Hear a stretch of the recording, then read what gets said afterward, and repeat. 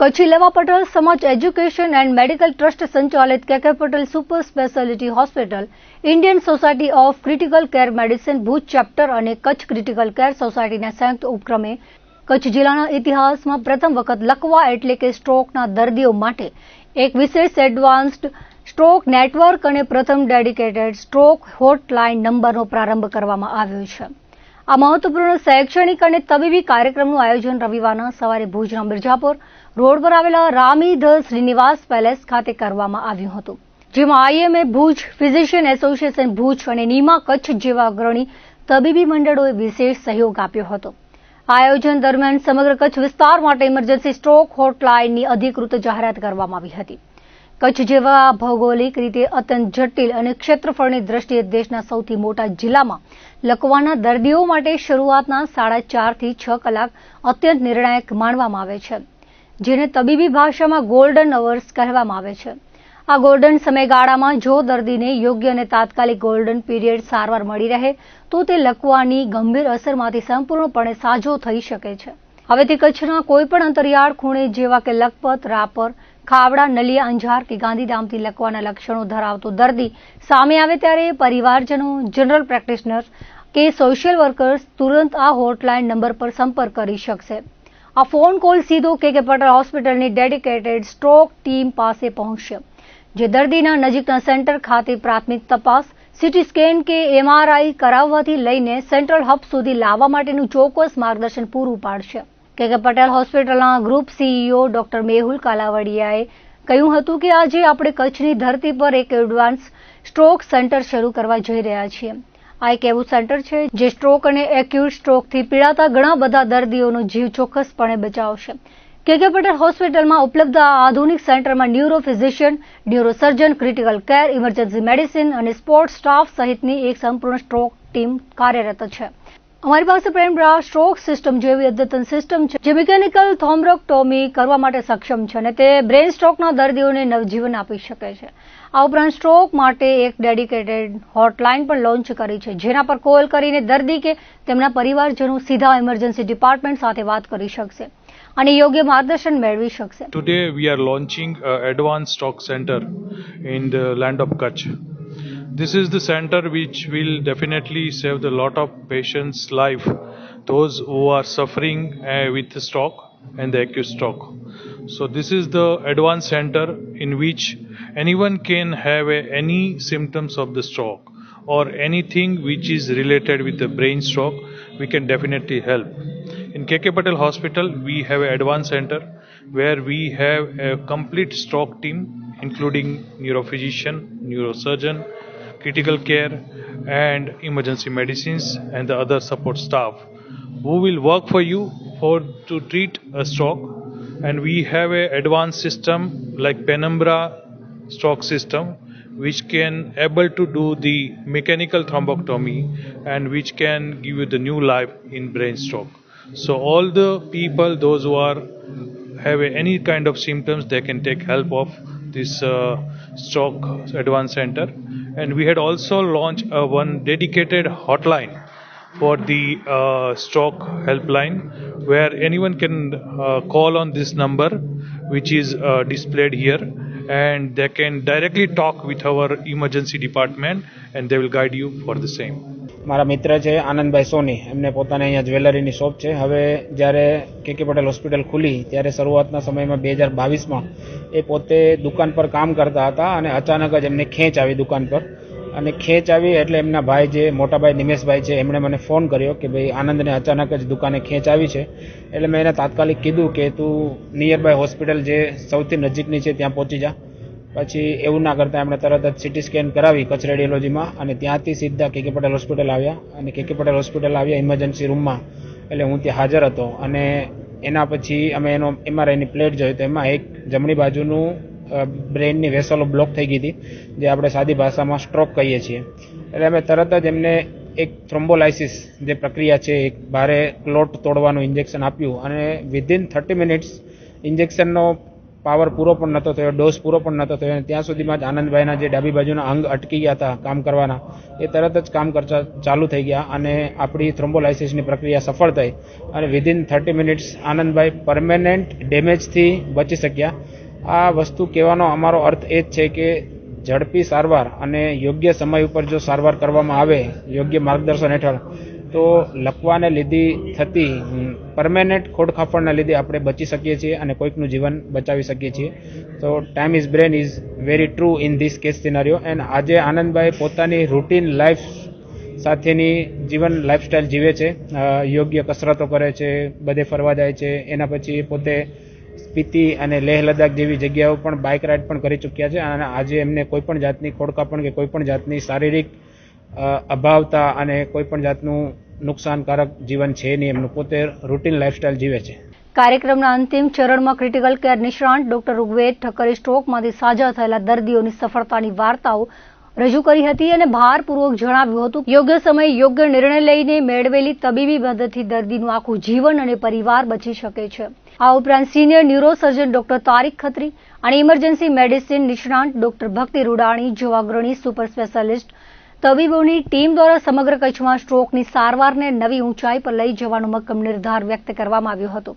Every minute counts, every brain મેટર્સના મુખ્ય સૂત્ર સાથે યોજાયેલા આ પ્રોગ્રામમાં કે પટેલ હોસ્પિટલના trustee Manji Pindoria, Dhansukh Shiyani, doctor Bhakti Rudani, doctor KL Goswami, doctor Anand Hirani, doctor Jayant Vasa, doctor Ramji Kesrani, doctor NN Bhadarka, doctor Tarak Khatri, doctor Sunanda Vasa, doctor Vinayak Chauhan, doctor Vivek Detroj, doctor Nishita, doctor Yogesh Patel, doctor Pankaj Bhardwaj, doctor Ala Pantani, doctor Jignesh Thakkar, doctor Nilesh મોરી, doctor CL Dave, doctor Aishwarya Ramani સહિત physicians, neurologist, આયુર્વેદિક અને હોમિયોપેથિક ડોક્ટરો બહોળી સંખ્યામાં સહભાગી બન્યા હતા.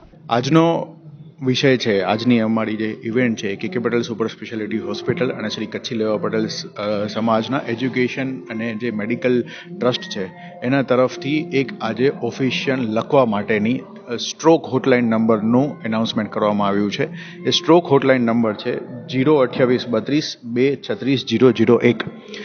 આ હોટલાઇન નંબર શું છે તો આપણે જાણીએ છીએ કે કેટલા બધા દર્દીઓ આપણા કચ્છની અંદર લકવાની અસરથી પીડાતા હોય છે. તો એ લકવામાં એને હેમરેજ થઈ ગયું છે કે લોહી નથી પહોંચતું એ બીમારી છે કે એને લોહી પહોંચે છે પણ ઓછી સંખ્યામાં પહોંચે છે.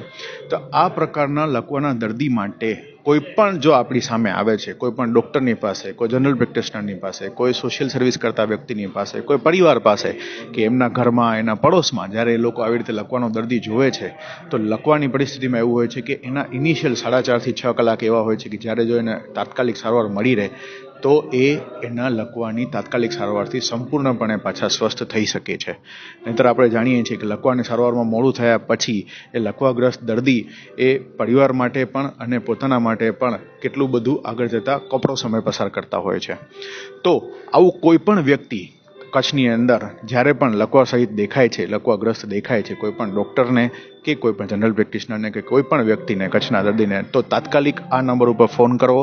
આ ફોન એ KK પટેલ હોસ્પિટલ સુપર સ્પેશિયાલિટીની ડેડિકેટેડ સ્ટ્રોક ટીમ પાસે જ ઉપડશે અને એ તમને ગાઈડ કરશે કે આવી રીતના લકવાનો દર્દી આવ્યું હોય તો એનું શું ચેક કરવું જોઈએ, ઇનિશિયલી કયા નજીકના સેન્ટર ઉપર કે નજીકના ડૉક્ટર પાસે જવું જોઈએ, ક્યાં એનો નજીકની અંદર CT સ્કેન કે MRI થાય છે.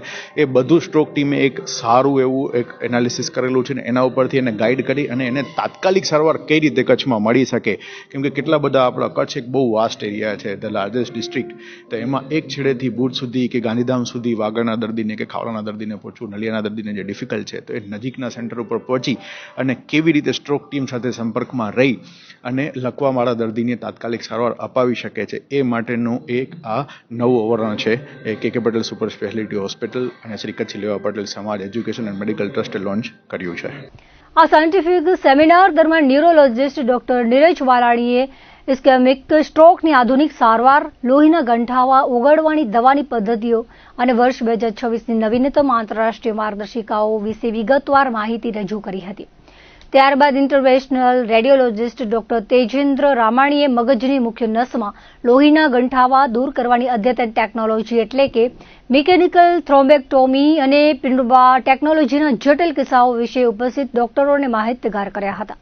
પ્રોગ્રામ દરમિયાન ECMO સર્વિસના ડાયરેક્ટર ડોક્ટર અરવિંદ ચંદ્રશેખર અને હબ એન્ડ સ્પોક મોડેલ આધારિત સમગ્ર કચ્છ માટેના સ્ટ્રોક નેટવર્ક અને રેફરલ પાથવેની વિગતવાર રૂપરેખા આપી હતી। आज हम यहाँ इकट्ठे हुए हैं एक स्ट्रोक के विषय में लोगों को जागरूक करने के लिए, डॉक्टर्स को जागरूक करने के लिए कि स्ट्रोक का जो या लकवा पैरालिसिस जिसे हम बोलते हैं उसका ट्रीटमेंट जो है वो हो सकता है अगर 4.5 घंटे के अंदर अंदर मरीज जो है अपने नज़दीकी अस्पताल में जहाँ की स्ट्रोक का ट्रीटमेंट हो सकता है और सिटी स्कैन की सुविधा अवेलेबल है वहाँ अगर पहुँच जाता है तो सिटी स्कैन या MRI करके मरीज को नस खोलने का इंजेक्शन दिया जा सकता है, जिससे कि जो स्ट्रोक का लकवा का मरीज है जिसकी नस ब्लॉक है वो उस इंजेक्शन से खुल सकती है। ये एक एडवांस ट्रीटमेंट है और इसके लिए CT और MRI ये इंजेक्शन देने से पहले ज़रूरी होता है, इसलिए ये स्पेशल जो हॉस्पिटल स्ट्रोक डील करते हैं उन्हीं में दिया जा सकता है, सभी जगह पे नहीं। तो इसलिए जब भी स्ट्रोक का सस्पिशन हो तो स्ट्रोक का कैसे आप अंदाज़ा लगाएंगे कि किसी मरीज को स्ट्रोक हुआ है या पैरालिसिस हुआ है, तो उसके लिए एक छोटा निमोनिक हम बोलते हैं फास्ट आप याद रखिए। फास्ट में एफ से मतलब है कि चेहरा, फेस का टेढ़ा होना। फास्ट ए का मतलब है आर्म वीकनेस, मरीज अपनी हाथ ऊपर नहीं उठा पा रहा। फास्ट FAS, देन एस का मतलब है स्पीच डिफिकल्टी की मरीज ठीक से बोल नहीं पा रहा, तुतला रहा है बोलते हुए या बोल ही नहीं पा रहा है। अगर ये सिम्टम्स आपको दिखते हैं तो ये स्ट्रोक हो सकता है। जल्दी से जल्दी अपने नज़दीकी अस्पताल में जाइए या एम्बुलेंस को बुलाइए।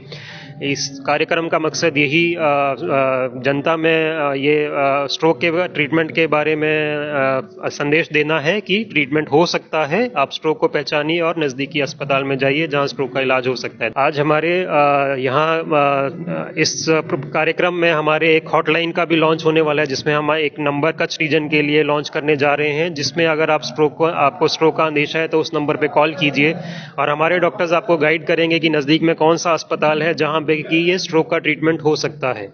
02832236001 ये स्ट्रोक हेल्पलाइन है कच्छ रीजन के लिए, कच्छ के लोगों के लिए। किसी को भी लगता है उनको उनके मरीज को लकवे का अंदेशा है तो इस नंबर पे कॉल कीजिए और हमारे डॉक्टर आपको गाइड करेंगे कि कौन से नजदीकी अस्पताल में जाया जा सकता है। 72 वर्षीय दर्दी जयेन्द्र देवशंकर शुक्लने 17 मार्चना रोज अचानक ब्रेन स्ट्रोक आवता તેમના પુત્ર ધ્રુવ શુક્લ દ્વારા તાત્કાલિક KK હોસ્પિટલ પહોંચાડવામાં આવ્યા હતા। સ્ટ્રોકના કારણે તેમનું મોઢું વાંકું થઈ ગયું હતું તેમજ બોલવામાં અને ચાલવામાં ગંભીર તકલીફ ઊભી થઈ હતી। હોસ્પિટલ પહોંચતા ડોક્ટર ઋગ્વેદ ઠક્કર, ડોક્ટર નીરજ ભલાણી અને ડોક્ટર મહેશ ઠક્કર સહિતની તબીબી ટીમે ઇમરજન્સીમાં તાત્કાલિક સારવાર શરૂ કરી તેમને 3 દિવસ ICUમાં રાખી શ્રેષ્ઠ સંભાળ આપી હતી। ડોક્ટરો પરનો સંપૂર્ણ વિશ્વાસ, યોગ્ય સમયસરની સારવાર, નિયમિત ફિઝિયોથેરાપી અને સ્વિમિંગ સહિતની સ્પોર્ટ્સ એક્ટિવિટીના ફિટનેસ બેકગ્રાઉન્ડ તેમજ પોતાની મનોબળ અને હિંમતને કારણે તેઓ માત્ર 4.5 મહિનામાં જ પૂરેપૂરા સ્વસ્થ થઈને પોતાના દૈનિક કાર્યમાં પરત ફર્યા છે। તબીબો પ્રત્યે આજીવન આભાર વ્યક્ત કરતા તેમણે અન્ય દર્દીઓને પણ સાજા થવા માટે તબીબો પર પૂરતો વિશ્વાસ રાખવાની સલાહ આપી છે।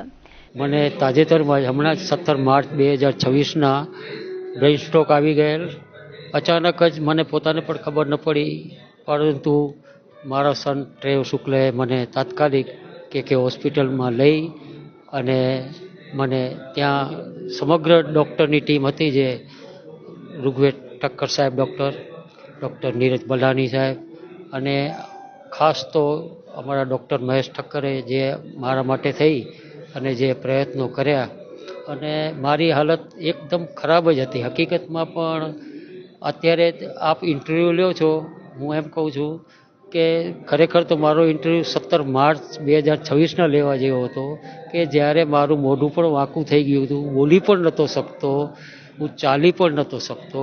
આજે હું 4-4.5 મહિનામાં તો હું રેગ્યુલર રૂટીન મારું કામ સ્વિમિંગનું અને જે મારી સ્પોર્ટ્સ એક્ટિવિટી છે જે મને એમાં પણ મદદરૂપ થઈ મને, કારણ કે મારું ફિટનેસ માટે મારી એક્સરસાઇઝ જે આ લોકો ફિઝિયોથેરાપી કીધું એ બધું, તો એ બધાને કારણે પણ મારી તબિયત સુધરી ગઈ। પરંતુ જે ડૉક્ટરોની ટીમ જે મેં તમને કીધું એ પ્રમાણે મારી પાછળ એ લોકોએ સતત, હું ઇમરજન્સી 108માં પહોંચ્યો ત્યારે એ લોકો બધા બહાર જ ઊભા હતા અને મને તરત જ લઈ ગયા। ICUમાં પણ મને 3 દિવસ જેવું રાખ્યું। મને પોતાને પણ નવાઈ લાગે, બધાએ કીધું કે આટલી રિકવરી જલ્દી આવી શકે નહીં, પરંતુ મારી હિંમત અને ખાસ તો હું બધા પેશન્ટોને પણ કહું છું, કોઈ પણ હોય એને, કે તમારે જો સાજું થવું હોય ને તો હકીકતમાં તમારે ડૉક્ટર પર વિશ્વાસ રાખવો જોઈએ.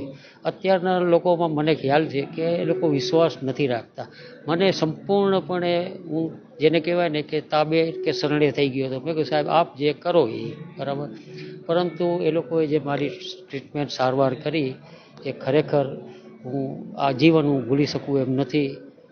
વેલજી આણંદજીના આનંદ સોનીએ જણાવ્યું હતું કે તેઓ દુકાનમાં કામ કરતા હતા ત્યારે તેમને બ્રેન સ્ટ્રોક આવ્યો હતો. તેમના મિત્રો અને પરિવારજનોની મદદથી તેઓ સમયસર હોસ્પિટલ પર પહોંચી આવતા ડોક્ટર તેજસ નકુમના સહયોગથી સમયસર સારવાર મળી જતા ગંભીર પ્રકારની બીમારીમાંથી મુક્તિ મળી હતી. તેમણે જણાવ્યું હતું કે હાલે તેમને કોઈ પણ તકલીફ નથી અને તેઓ સંપૂર્ણ સ્વસ્થ જીવન જીવી રહ્યા છે.